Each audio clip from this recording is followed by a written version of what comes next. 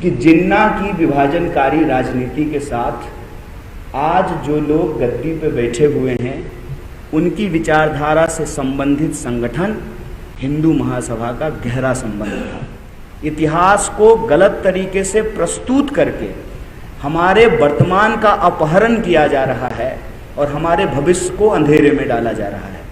और हम ये महसूस कर रहे हैं कि नौजवान चाहे बिहार का हो या नौजवान महाराष्ट्र का हो, जो सरकार की योजनाएं हैं उसके चलते उनका भविष्य अंधकार में जा रहा है।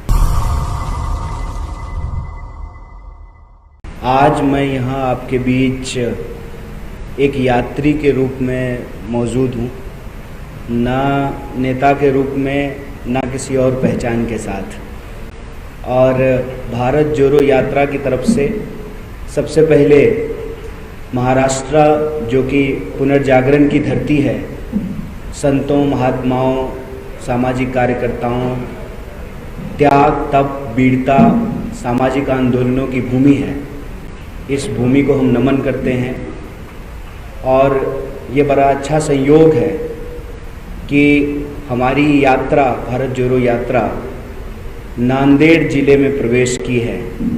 और नांदेड़ के बारे में आप सब लोग जानते हैं कि भारत में धार्मिक सद्भाव और धार्मिक एकता का एक बेहतरीन उदाहरण नांदेड़ में देखने को मिलता है।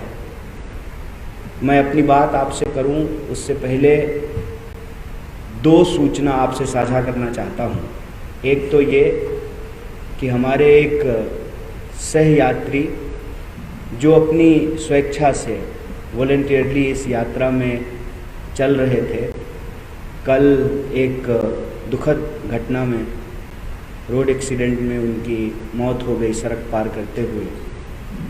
हम इस प्रेस कॉन्फ्रेंस के माध्यम से उनके प्रति अपनी संवेदना व्यक्त करते हैं। और दूसरी जो सूचना ये है कि आज देश के पहले शिक्षा मंत्री, महान स्वतंत्रता सेनानी, भारत रत्न मौलाना अबुल कलाम आज़ाद साहब की जयंती है। और मैं समझता हूँ कि जब हम नांदेड़ में हैं और भारत जोड़ो यात्रा का जो एक सबसे मजबूत और स्पष्ट मैसेज है, संदेश है कि हम किसी भी तरह की नफरत और समाज को बांटने वाली सोच, विचारधारा और राजनीति के विरुद्ध हैं। सामाजिक एकता, सद्भाव, मोहब्बत, प्रेम, भाईचारा, यही इस यात्रा का संदेश है।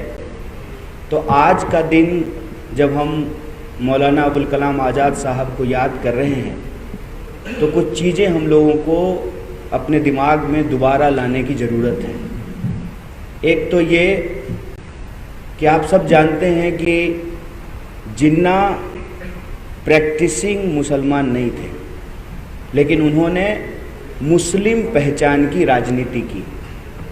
और मौलाना अबुल कलाम आज़ाद एक इस्लामिक स्कॉलर थे, लेकिन आज़ाद भारत में उन्होंने मॉडर्न एजुकेशन को एस्टेब्लिश किया। और उनका एक मशहूर कोट है कि दिल से दी गई शिक्षा समाज में क्रांतिकारी बदलाव लाती है। ना उन्होंने धर्म को मेंशन किया, ना उन्होंने खैरात को मेंशन किया, ना उन्होंने भीख को मेंशन किया। दिल से दी गई शिक्षा मतलब राज्य यदि अपने नागरिकों को शिक्षा एक बुनियादी अधिकार के रूप में प्रदान करती है, तो उससे समाज में क्रांतिकारी बदलाव आता है।